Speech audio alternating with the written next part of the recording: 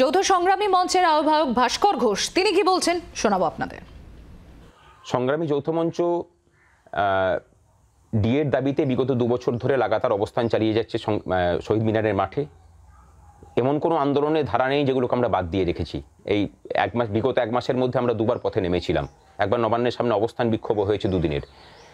সরকারের উপর চাপ ছিল, সেই চাপের ফলে আমরা বলছি যে ভিক্ষা ভাতা দেওয়া হয়েছে। ডিএ যেটা সরকারি কর্মচারীদের আইন স্বীকৃত অধিকার হাইকোর্টের মতে, সেখানে ভিক্ষা ভাতা দেওয়ার মতো করেই 4% দেওয়া হয়েছে, কারণ বকেয়ার পরিমাণ ছিল 39%। আমরা অর্থাৎ রাজ্য সরকারের কর্মচারী শিক্ষকরা আমরা এতে একদমই খুশি নই। এর প্রতিবাদে আমরা সর্বাত্মকভাবে আন্দোলনে নামার প্রস্তুতি নিচ্ছি এবং খুব তাড়াতাড়ি এর ঘোষণা হবে। আমরা ভবিষ্যতে এই রাজ্যের শিক্ষিত ছেলে মেয়ে সহ এই সমস্ত ক্ষেত্রকে এক জায়গায় করে সর্বাত্মক আন্দোলনের প্রস্তুতি নিচ্ছি।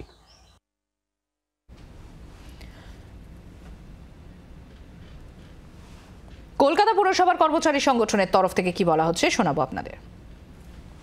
আমরা খুব ভালোভাবে খুব প্রশংসিত যে আমাদের এই অবস্থার মধ্যে রাজ্য সরকারের যা পরিস্থিতি, যে আর্থিক অনটন, তার মধ্যে দিয়ে উনি 4% দিয়ে দিয়েছে। আমরা সমস্ত সরকারি কর্মচারী সবাই, আমরা যারা আধা সরকারি কর্মচারী প্রত্যেকেই আমরা খুশি। অবশ্যই আশা করেছিলাম যে উনি নিশ্চয়ই আমাদের বাজেটে, আগেরবারও করেছিল বাজেটে ঘোষণা, এবারও উনি বাজেটে দিয়ে দিলেন। ঝাড়গ্রামে বসবাসকারী সরকারি কর্মীদের তরফ থেকে কি প্রতিক্রিয়া পাওয়া যাচ্ছে শোনাবো আপনাদের।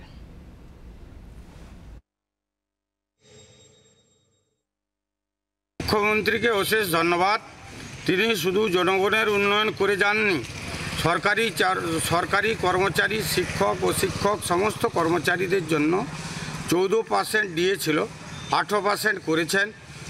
তিনি উন্নয়নের সাথে সাথে সরকারি কর্মচারীদের পাশে আছেন, আগামী দিনেও থাকবেন। ডিএ পরিমাণ বাড়ানোর কারণ একটাই যে এরপর সামনে বিধানসভা ভোট, এরপর লক্ষ্মীর ভাণ্ডার 1000 থেকে 2000 করবে। হ্যাঁ, ডিএ বাড়িয়েছে, ভোটটা তো নিতে হবে এইটা ভেবে, কিন্তু আর মানুষ সচেতন, বুঝতে পারছে। হ্যাঁ দিদি, এখন দেখছে আর উপায় নাই। এখন তো একটা রাজনীতি পয়সা দিয়ে কিনা, ভোট কিনা ছাড়া আর কিছু নয়। হ্যাঁ, এটা তো সরকার যতই যাই হোক ভোটের আগে আমাদেরকেও বলবে যে চাকরি দেবো, এই করবো সেই করবো, যে ভোট ফুরিয়ে গেলে আর ওসব কিচ্ছু হবে না, যা হলো এখনই। সরকারি বাজেট নিয়ে বলবো 4% মুখ্যমন্ত্রী বাড়িয়েছেন, এটাই মোটামুটি আমরা খুশি। তবে এটা আরেকটু বাড়ালে হয়তো আরেকটু সংগঠনের স্বার্থে, কিংবা যারা শিক্ষক সমাজ, যারা সরকারি কর্মী, তারা হয়তো চেয়েছিলেন যে আরেকটু বেশি হলে মনে হয় ভালো হতো। তো যাই হোক, যেটা করেছেন উনি আমাদের প্রতি ভরসা রেখে করেছেন। এটা অনেক দিনের দাবি ছিল আমাদের যে কিছু একটা বাড়ুক। আর পূর্ব মেদিনীপুরের সেখানকার সরকারি কর্মচারীরা তারা কি বলছেন শোনাবো আপনাদের।